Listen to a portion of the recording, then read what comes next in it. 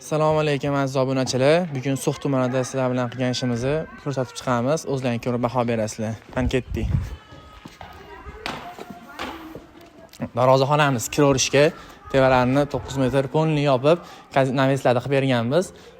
9 metrga 580 bez ustum qilib qo'yib berganmiz akamizni xohishlariga qarab. Tevalarning hamma yo'g'iga e'tibor beramiz.